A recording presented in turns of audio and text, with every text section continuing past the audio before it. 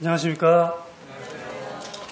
오늘 성도님들과 여호수아 2장 말씀을 같이 묵상한 이진범 형제라고 합니다. 이 자리에 설 때마다 느끼는 건데요. 한 딱 3일만 더 있었으면. 항상 준비하다 보면 시간이 모자라요. 나에게 3일이라는 시간이 더 있었으면 정말 잘할 수 있었을 텐데 라고 하는데 고쳐지지가 않습니다. 보시는 장면과 같이 오늘은 여호수아 2장 라합이 주인공입니다. 이번에 PPT를 만들면서는 좀 신경 쓴 게 아이들과 학생들이 좀 보기 편하게 만화를 많이 사용했습니다. 지난주에 제 뒷자리에 앉은 학생 하나가 있었는데 어떤 형제님이 하실 때는 되게 졸더라고요. 근데 지난주 김태성 형제님이 PPT를 쓰시니까 아주 똘망똘망한 눈빛으로 졸지 않고 끝까지 오길래 이번에는 학생뿐만 아니라 주일 학생들도 같이 볼 수 있는 만화로 PPT를 한번 구성해 보았습니다.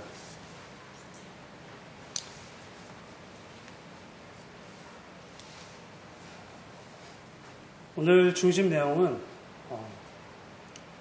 멸절되어야 될 7 족속 중에 하나였던 라합의 믿음에 대해서 배우는 시간과 그리고 이스라엘 백성들이 가나안 땅을 들어가기 앞서 그들이 광야를 거쳤어야 되는데 그 광야에서 그들이 무엇을 배웠는지에 대해서 또 같이 나누기로 하겠습니다. 여러분, 이 사진이 무슨 사진인지 아시나요? 바로 이제 신종 코로나 바이러스 환자들을 찍은 병상입니다. 두려움은 알지 못하는 미래에 대한 불안감에서 시작됩니다. 지금 신종 코로나 바이러스 때문에 전 세계가 두려워하고 있죠. 그런데 며칠 전 국립중앙의료원에서 이런 인터뷰를 했습니다. 병원 치료를 잘 받으면 문제없이 치료될 만한 중증도가 높지 않은 질환이다라는 이야기를 했습니다. 일반 독감의 치사율보다도 낮고 그리고 중증도가 훨씬 낮다고 합니다. 저희들이 이런 질병을 두려워하는 것은 한 가지 이유입니다. 신종 질병이기 때문에 잘 모른다라는 것입니다. 이 질병이 어떻게 발병이 되었고 사람에게 어떻게 영향을 주고 앞으로 어떻게 될 것인가 잘 모르기 때문에 두려운 것입니다. 그런데 이런 두려움이 여호수아 당시에 이스라엘 백성들에게도 있었습니다. 미지의 세계에 대한 불안감 때문에 이스라엘 백성들은 공포를 느꼈고 그 공포가 하나님에 대한 반역으로까지 이어진 것을 보게 됩니다. 결국 그들은 광야에 들어가야만 했습니다. 그리고 그 광야에서 40년간 하나님께 훈련받고 이제 여호수아 2장 말씀에 비로소 다시 정탐꾼 2명을 보내는 장면들을 보게 될 것입니다. 그리고 또 그 이후에 만나는 라합이라는 여인을 통해서 하나님께서 예비한 한 여자 기생 라합의 믿음을 저희들 함께 바라보도록 하겠습니다.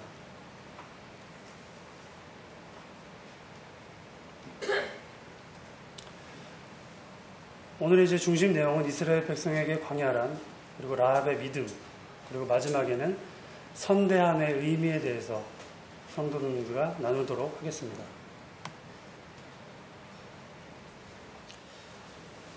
광야 이전의 이스라엘에 대해서 먼저 보도록 하겠습니다. 왜냐하면 광야 이전의 이스라엘을 알아야지 현재 여호수아 2장의 이스라엘을 이해할 수 있기 때문입니다. 모두 성경 민수기 13장을 펴주시기 바랍니다.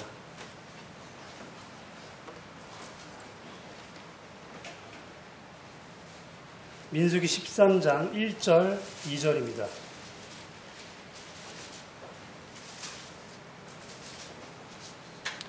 다 같이 읽도록 하겠습니다. 시작.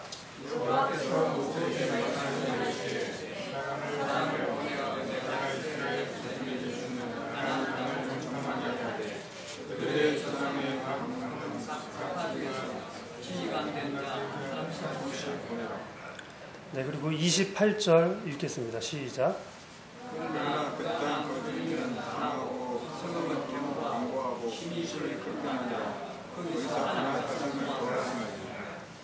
네, 31절, 33절은 제가 읽겠습니다. 31절, 그 백성을 치지 못하리라. 그들은 우리보다 강하니라. 33절입니다. 우리는 스스로 보기에도 메뚜기 같으니 그들이 보기에도 그와 같을 것입니다. 가데스 바네아에서의 반역 사건의 서막입니다. 가나안 땅에 대한 두려움이 10명의 지도자들을 삼켰습니다. 지도자들의 불안과 두려움은 모든 백성에게 전염됐습니다. 그리고 그 전역 백성들은 격동하기 시작했습니다. 제가 10년 전에 회사를 입사한 지 얼마 안 돼서 저도 10년 전에 어떤 질병이 창궐 했었습니다. 신종플루라고요. 처음에 신종플루인지 몰랐어요. 병원에 가서 약국에 가서 기침이 나길래 마스크 달라고. 근데 그때 확진 판정도 받지 않았거든요. 근데 이상하게 약국에서 기침을 크게 했거든요. 콱! 근데 그 의사의 눈빛이 그 경멸하는 눈빛.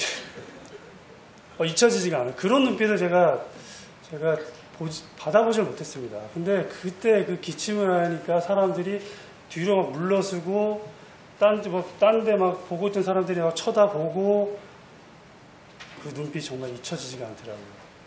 이렇게 사람들이 그 전염병에 대해서 정말 무서워하는 것 같습니다. 근데 막상 저랑 같이 함께 생활한 조미정 자매는 한 하루 이틀은 조심했어요. 확진 받고도. 같이 살았습니다. 각방 안 썼고요. 근데 뭐 같이 청국장 같이 숟가락 넣고 먹고 젓가락으로 같이 먹어도 안 걸리더라고요. 걸리는 사람만 걸리나 봐요. 근데 정말 그 죄는 전염성이 있습니다. 처음에는 모르게다가 정말 누룩처럼 퍼져나가는 것입니다. 하나님이 세운 모세와 아론을 당시에 백성들은 탄핵하려고 했습니다. 그 성난 군중 앞에서 모세와 아론은 온 회중 앞에 엎드려졌습니다. 그때 여호수아와 갈렙이 옷을 찢고 이렇게 이야기합니다. 여호와를 거역하지 말라. 또 그 땅의 백성들을 두려워하지 말라. 이렇게 외쳤지만 이미 죄에 감염된 그들은 여호수아와 갈렙에게 돌을 던져 죽이려고까지 했습니다. 이 사건이 일어나서 하나님이 개입이 시작됩니다. 바로 광야 생활의 시작이 되었습니다. 자, 어떤 학생 같습니까? 삶을 살다 보면 항상 알지 못하는 미래를 준비해야 될 때가 있습니다. 그로 인한 두려움이 우리를 엄습하죠. D100일인데 수능 100일 남은 학생입니다. 이런 선택의 기로에 있을 때마다 참 고민하게 됩니다. 학생들은 가장 어려운 게 입시와 공부입니다. 아무래도 제가 지금 현재 있는 직종이 그렇다고 하고 그리고 학생들과 함께 있다가 보니까 그들의 어려움이 무엇인지 잘 알고 있습니다. 숙제도 해야죠. 따로 공부도 해야 됩니다. 그리고 조별 과제도 해야 됩니다. 그리고 학원도 가야 됩니다. 그 시간이 예배 시간이 겹치거나 학생의 시간이 겹칩니다. 그리고 부모님도 초조해하고 염려하지만 학생 못지 않습니다. 미래에 대한 두려움은 우리의 신앙 가치관과 격돌하게 됩니다. 그때 우리는 선택을 해야 됩니다.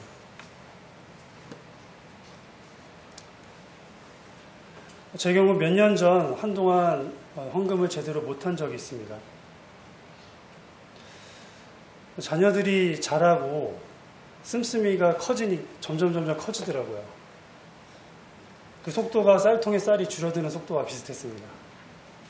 처음에는 통닭 한 마리면 됐는데 이제 통닭 2마리를 먹지 않으면 안 됩니다. 마땅히 하나님께 드려야 될 것을 드려야 되는데 그렇지 못할 때 제 마음 가운데 부담감이 왔습니다.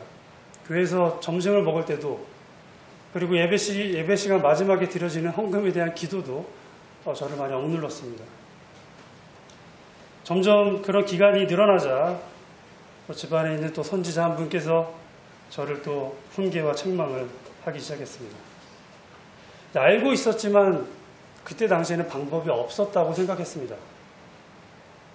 그럼 빚을 내서 헌금을 하냐 이렇게 하기도 하고 그런 일이 있고 나서 말씀을 보고 그리고 하나님께 기도를 하기 시작했습니다. 아내에게 부끄러워서 그 내용은 자세히 이야기하지 않았습니다. 하지만 이런 말씀과 기도를 통해서 제가 알게 되었던 것은 내 마음과 생각이 어디를 향하고 있었던 것인지 저를 바라보게 했고 제 마음을 하나님께 향하게 하였습니다.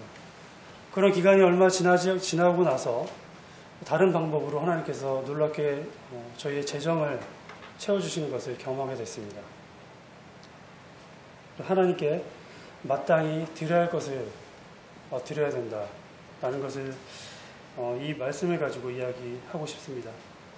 너무나 잘 알고 있지만 잘 하지 못하는 것입니다. 우리의 시간과 우리의 재물 마찬가지입니다. 그것은 우리가 누구인지를 가장 잘 드러내는 강력한 간증이 된 것입니다. 또한 주님을 마땅히 주님 되게 하시는 것입니다. 각각 자기 삶 속에서 어찌할 바를 몰라 하실 수가 있습니다. 그리고 고민되고 가치관이 충돌되고 한숨을 쉴 수도 있습니다. 그때 기도와 말씀으로 하나님께 납작 엎드리시며 피할 길을 주시고 살 길을 주신다는 게 제가 경험한 하나님이었습니다.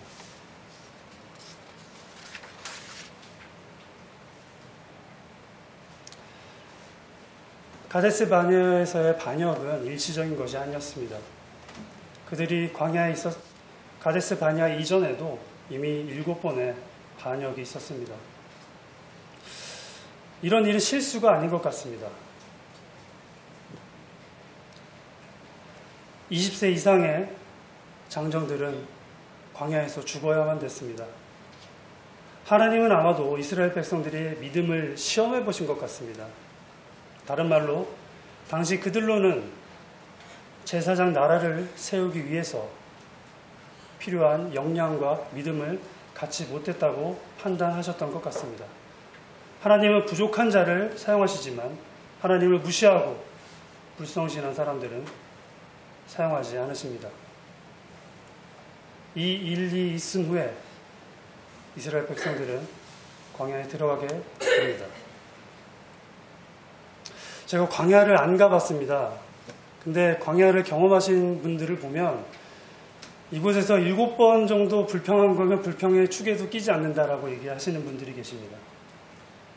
정말 이곳을 보면 주님의 도우심이 없으면 단 하루도 살아갈 수가 없습니다. 그들은 이곳에서 40년간 훈련받았습니다. 단련된 정금처럼 그들도 뜨거운 열과 강한 충격으로 불순물이 제거될 때마다 순결한 하나님의 사람이 되었던 것입니다. 점점 더 하나님을 배우고 신뢰하고 경험함으로 이스라엘 백성들은 변하기 시작했습니다. 광야 생활 이후 여호수아를 따르는 백성들은 이전과 달랐습니다. 정탐꾼을 보내기 전 이미 전투에 필요한 식량을 준비했습니다. 그리고 여리고 바로 옆에 있는 모압 평지에서 전투를 주둔지를 집결하고 있었습니다. 그리고 요동 동편에 남아있을 두 지파 반에게도 같이 전쟁에 참여한 것을 확답을 받았고 무엇보다도 당시 이스라엘 백성들은 사기가 충천했고 여호수아를 믿는 그런 신뢰가 대단했습니다. 그들은 정탐 이전 이미 출전 준비를 마치고 하나님의 명령만 기다리는 상태였습니다.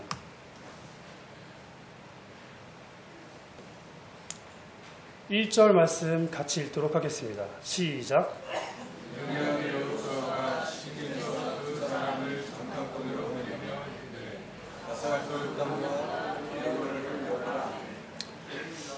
네, 정탐의 목적이 무엇일까요? 바로 전쟁에 있어서 전략적 우위를 차지하기 위함입니다. 전쟁은 정보전이기도 합니다. 당시 이것은 세계 2차 세계대전에서 쓰였던 장비들인데요.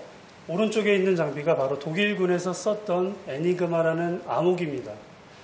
당시 독일에서 개발한 이 장비 때문에 기존의 연합군이 갖고 있었던 그 암호 해독 체계가 무너져 내렸습니다. 그래서 연전연패를 거듭해왔고 결국 연합군은 모든 재원을 쏟아서 옆에 있는 애니그마를 해독할 수 있는 해독 장비를 만들게 됩니다. 이 장비가 실전에 투입되고 전쟁의 정보를 획득함으로써 연합군이 승리하기도 합니다. 그래서 처칠은 우리가 전쟁에서 이긴 것은 암호 해독 기술이라고까지 말했습니다. 그렇다면 이스라엘은 정보 획득에 성공했을까요? 그렇지 않은 것 같습니다. 성경 말씀 보시겠습니다. 여호수아 2장 2절 3절입니다. 성경 한번 펴보시겠습니다. 같이 봉독하겠습니다. 여호수아 2장 2절 3절입니다. 준비되셨으면 같이 봉독하도록 하겠습니다. 시작. 어떤 사람이 여리고 왕에게 말하여 이르되 보소서 이밤에 이스라엘 자손 중에 몇 사람이 이 땅을 정탐하러 이리로 들어갔나이다. 여리고 왕이 라합에게 사람을 보내어 이르되 내게로 와서 내 집에 들어간 그 사람을 끌어내라. 그들은 이 땅을 정탐하러 왔느라. 저는 이 왼쪽 아래 그림이 되게 좀 잘 그린 것 같아요. 그들은 정탐 임무에 실패한 것 같습니다. 오자마자 초기에 붙잡혔던 것 같습니다. 정말 생각보다 여리고의 어떤 방공망이 되게 촘촘했던 것 같아요. 당시 도시국가 치고 그 성벽의 수준이 엄청났습니다. 이게 바로 당시 여리고를 재생한 3D 그래픽입니다. 여리고성은 10m가 넘는 내성과 외성, 즉 이중 장벽으로 둘러싸여 있는 난공불락의 성입니다. 그런데 이런 성을 공략하려면 정보가 필요하고 어느 부분이 약하고 어느 부분이 약점인지 정확히 알아야 되는데 그러지도 못하고 붙잡힌 것 같습니다. 그들이 실패하시는 것일까요? 왜 그들을 보내셨을까요? 제가 여러 번 여호수아를 묵상했을 때는 분명히 다른 목적이 있다는 것을 확신하게 되었습니다.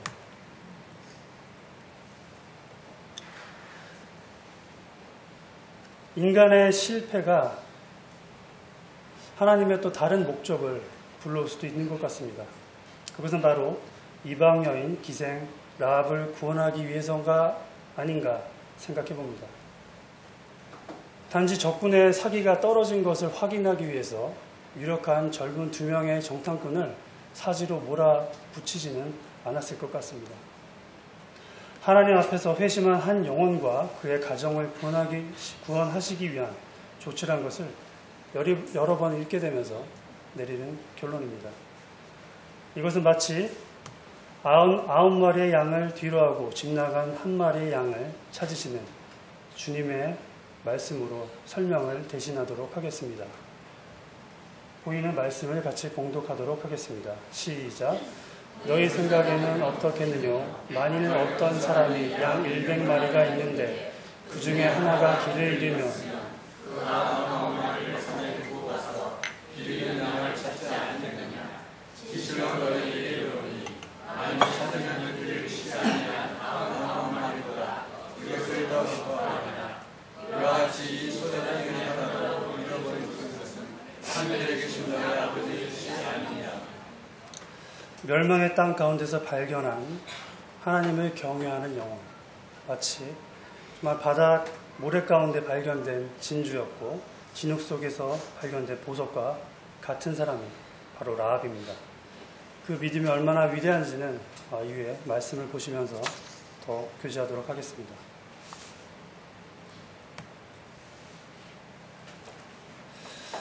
이제 쫓던 사람이 지나갔고 긴장감은 여전했지만 아직까지 두 정탐꾼들은 어리둥절했을 것입니다. 왜 이 가나안 여인이, 이 기생이 나를 살렸을까? 이제 그 여인이 다가와서 말을 걸기 시작을 합니다. 또 그들이 눕기 전에 라합이 지붕에 올라가 그들에게 이르러. 자, 이제 라합에 대해서, 라합이 누구인지 그리고 라합이 어떤 사람인지에 대해서 바라보면서 그 믿음이 어떠함을 교제하도록 하겠습니다. 오늘 신명기 7장 말씀을 읽도록 하겠습니다. 시작.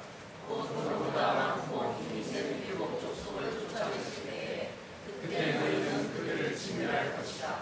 그들과 어떤 언약도 하지 말 것이요 그들을 불쌍히 여기지 말 것이며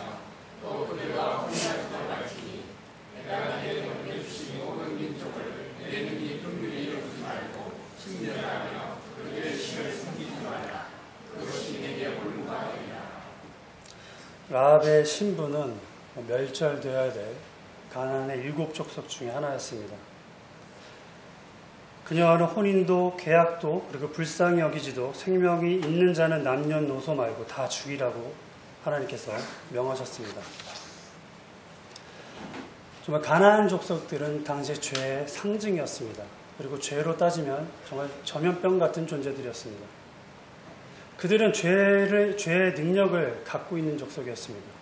결코 하나님의 나라의 백성들과는 함께할 수 없는 그런 민족이었기 때문에 아끼지 말고 다 진멸하라고 하셨습니다. 그런데 기생이요 죄인 중에 죄인이었던 그 여인을 살리려고 하나님께서 정탐꾼들을 보내셨다고 여겨집니다. 그 여인은 훗날 보아스의 어머니가 되고 룻의 시어머니가 됩니다. 그리고 다윗의 고조할머니요 장차 그리스도의 조상이 되기도 합니다. 죄인이었던 우리가 하나님의 자녀가 된 것 같이 놀라운 신분의 반전이 라합에게 있었습니다. 라합의 직업은 기생입니다.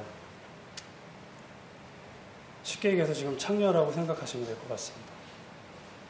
사람의 시선과 하나님의 시선은 다른 것 같습니다. 우리와는 너무 다른 것 같습니다. 옷이 화려한 사람, 지체 높은 사람, 그리고 많이 배운 사람, 그런 사람은 높이 대하고 관심을 가져주지만 하찮고 보잘것없는 사람은 아무렇지도 대하는 게 아닌가 생각해 봅니다. 오늘날 이런 눈으로 사람들을 바라보지 않는지 한번 뒤돌아봐야 될 것입니다. 혹시 여기 계신 성도님들 중에 한번 질문을 좀 해볼게요. 저보다 어린 형제님들을 택하겠습니다. 영광 형제님, 혹시 사기꾼 친구 가지고 계세요? 사기꾼 없어요. 예. 저기 기도 형제님, 혹시 아는 기생 있습니까? 대답을 해보세요. 잘 안 들립니다. 없다고요? 네. 제가 왜 어린 형제를 시켰는지 아시겠죠? 자, 이런 질문을 들으면, 아니, 나를 뭘로 알고, 내가 어떤 사람인데, 이 사람이? 하면서 이제 저를 생각할 수 있겠습니다. 보통 사람이 아니라면 라합과 같은 사람에게 다가가지 않습니다. 주변에 사기꾼도 없고요. 주변에 기생이나 술집에 다녀서 일하는 사람들도 없을 것입니다. 하지만 우리 주님은 창녀와 세리의 친구셨습니다. 아무리 하찮은 사람이라도 주님은 당신을 찾으시는 자들에게 나타나시고 식사를 해주시고 친구가 되어주십니다. 성경 말씀 제가 읽어드리도록 하겠습니다. 누가복음 7장 35절입니다. 인자는 와서 먹고 마시매 너희 말이 보라 먹기를 탐하고 포도주를 즐기는 사람이여 세리와 죄인의 친구로다 하니. 마가복음 2장 15절입니다. 그의 집에 앉아 잡수실 때에 많은 세리와 죄인들이 예수와 그의 제자들과 함께 앉았으니 이는 그러한 사람들이 많이 있어서 예수를 따름이로라. 저의 말보다 침례 요한의 말로 대신하겠습니다. 여러분, 무엇을 보러 광야로 가셨습니까? 왜 이 길을 가십니까? 화려한 옷을 입은 사람은 왕궁에 있습니다.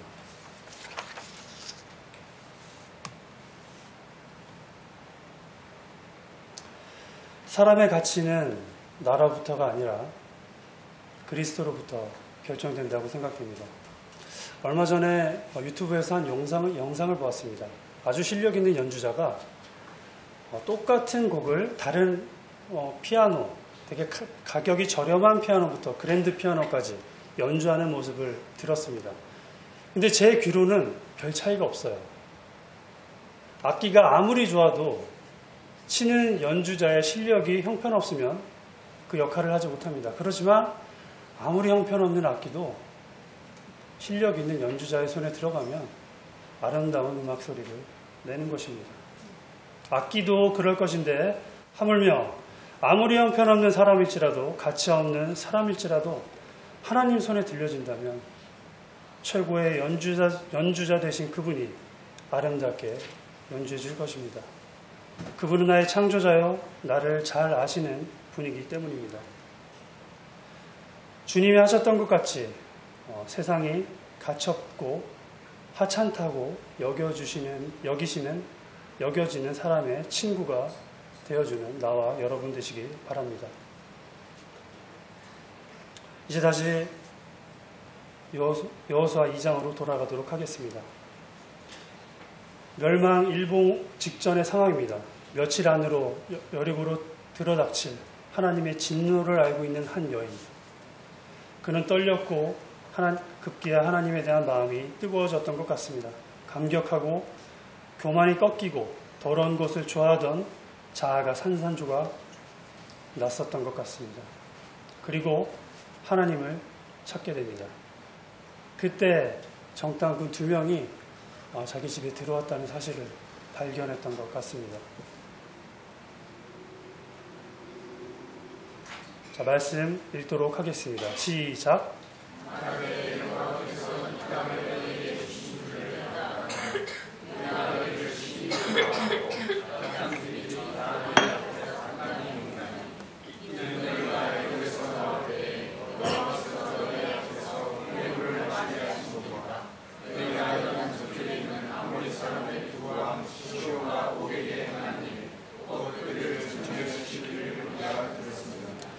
정탐꾼이 전혀 기대치 못한 그녀의 말을 듣고 아마 놀랐을 것입니다.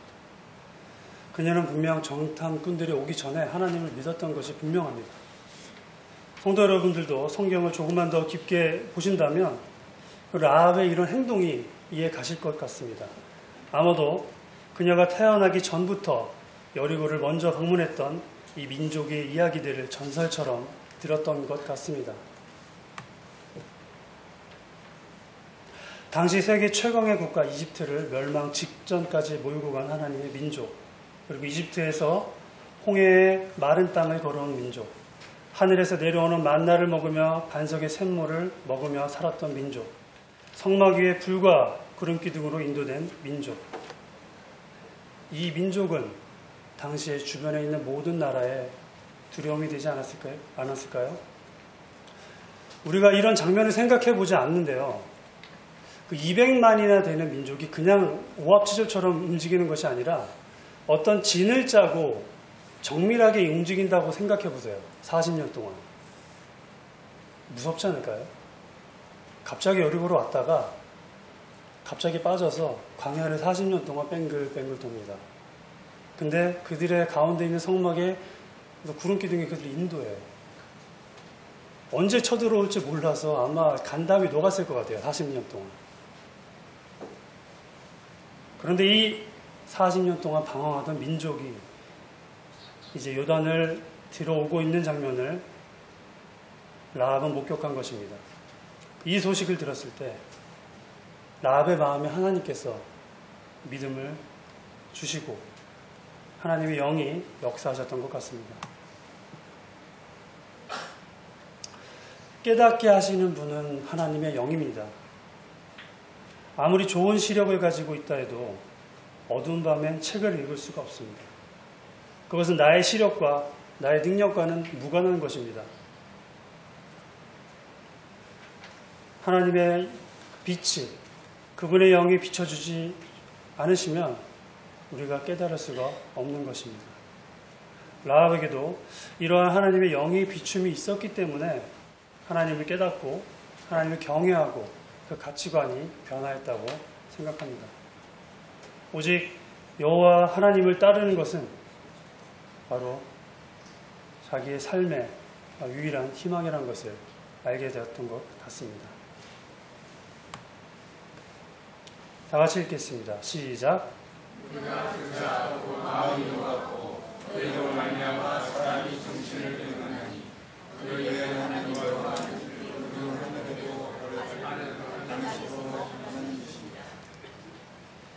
참 이게 놀라운 말씀입니다. 이 가나안 여인은 하나님에 대해서 이스라엘 백성에게 설명을 들은 적이 없습니다. 풍문으로만 들었습니다. 그 말씀 때문에 그녀의 마음이 변하였고 그 변한 마음 가운데 하나님께서 찾아오신 것입니다. 그녀의 믿음은 순수하고 순결했습니다. 당장의 이익이나 조상들이 섬겼던 신 또는 모든 환경과 조건을 깨부수고 하나님 앞에 나왔습니다. 이 여인의 놀라운 믿음은 신약 성경에서도 다뤄집니다. 한번 같이 읽도록 하겠습니다. 히브리서 11장 31절입니다. 시작. 믿음으로 기생 라합은 정탐꾼을 평안히 영접하였으므로 순종하지 아니한 자와 함께 멸망하지 아니하였도다. 야고보서 2장 25절입니다. 시작. 또 이와 같이 기생 라합이 사자들을 접대하여 다른 길로 나아가게 할 때 평안으로 이롭다 하심을 받은 것이 아니냐. 특히 히브리서 11장 말씀은 명예의 전당 같은 것입니다. 정말 믿음이 훌륭한 사람들만 나옵니다. 여호수아조차 히브리서 11장에 등장하지 않습니다. 다윗도 이름 한 글자 나옵니다. 근데 이런 라합이라는 여인이 정말 당당하게 히브리서 11장에 그 이름을 남기게 된 것은 그녀의 이런 믿음을 하나님께서 높이 사셨기 때문이 아닌가라고 생각되어집니다. 귀동냥으로 들은 라합의 믿음을 생각해 볼 때 저는 생각하게 됩니다. 매일 말씀을 읽고 유튜브에서 좋은 말씀을 찾아 듣고 성경 공부를 하는데 요즘 세대의 그리스도인들이 과연 라합보다 믿음이 더 좋을까요? 예수님을 믿는 사람 가운데서도 범신론자가 많은 것 같습니다.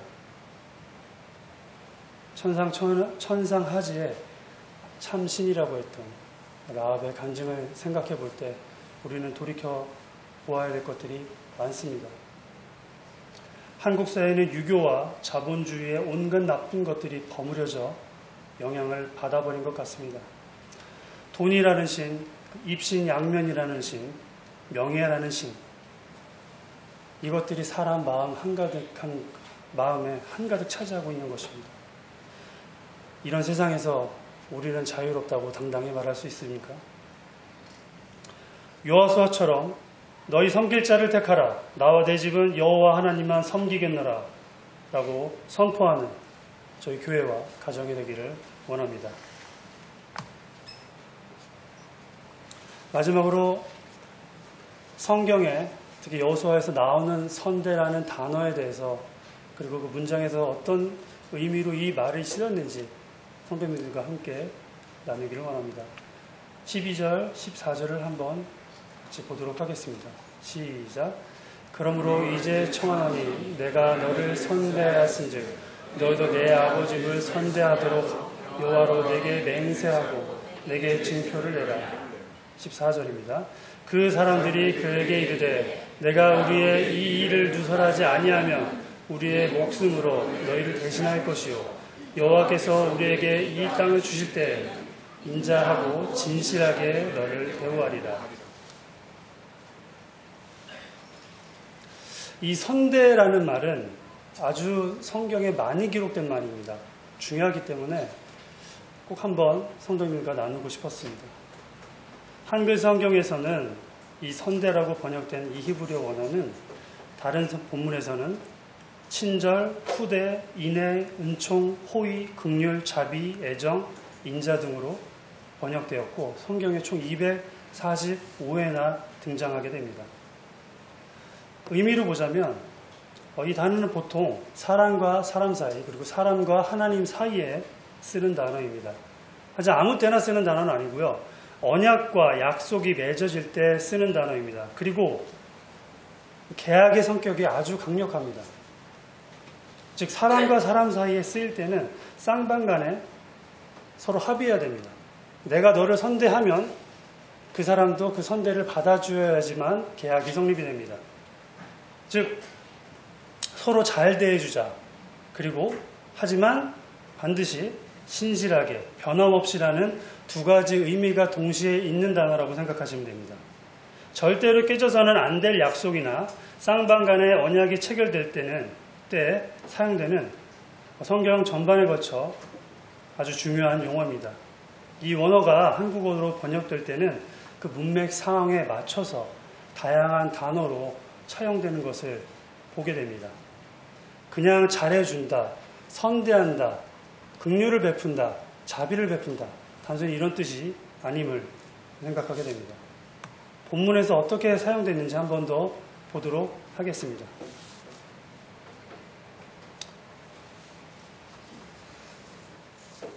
한 번 더 제가 읽도록 하겠습니다. 그러므로 이제 청하노니 내가 너희를 선대하였은즉 너희도 내 아버지 집을 선대하도록 여호와로 내게 맹세하고 내게 증표를 세우라. 죽어야 할 사람을 살려준 것을 선대라고 표현한 건 좀 부족해 보입니다. 그래서 저희의 목숨을 만약 누가 살려줬는데 아유 참 친절하시군요. 이렇게 끝나겠습니까? 그렇지 않습니다.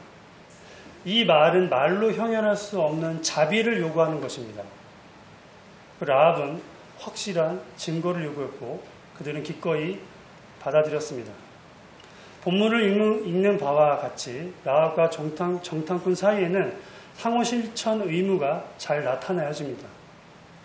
전형적인 선대와 선대가 오가는 모습입니다. 라합은 먼저 정탐꾼을 숨겨줌으로써 선대를 했고 또 그 대가로 라합은 자기와 자기 가족들의 구원까지 자기 가족들의 안전까지 담보를 받았습니다.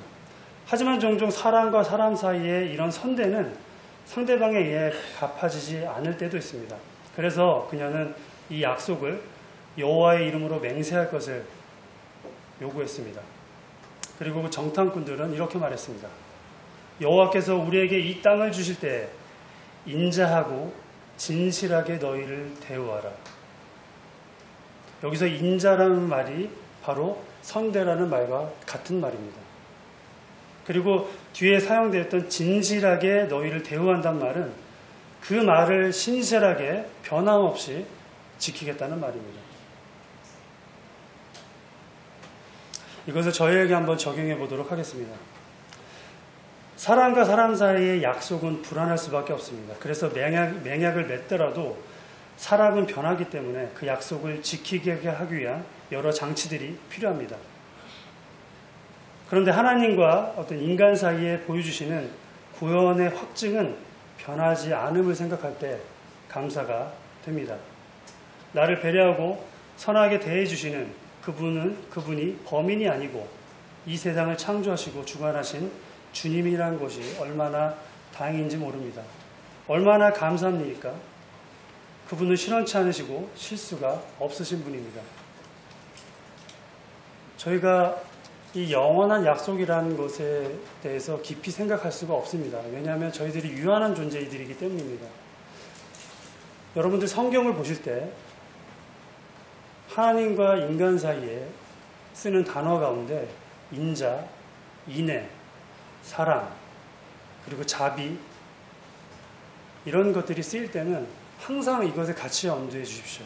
영원한, 깨지지 않을, 하나님께서 우리를 놓치지 않는, 변함없는 그런 것들입니다. 그런데 너무나 감사한 것은 하나님과 사람 사이에 쓰이는 이 단어는 쌍방간의 상호 의무가 없습니다. 하나님께서 사람과 이 약속을 맺으실 때는, 이 언약을 맺으실 때는 그 책임이 하나님께만 있습니다. 하나님께서 그 선대를 서로 주고받으면 하나님께서 우리를 놓지 않으신다는 것입니다. 그것도 영원히. 성도님들께서 이런 단어들을 보실 때마다 하나님께서 나를 영원히 끊이지 않게 신실하게 나를 돌봐주시는구나, 나를 사랑해 주시는구나, 나를 감싸 주시는구나 라고 받아들여도 무방할 것 같습니다. 우리에게 영원한 선대를 약속해 주신 신실한 하나님께 감사를 드립니다.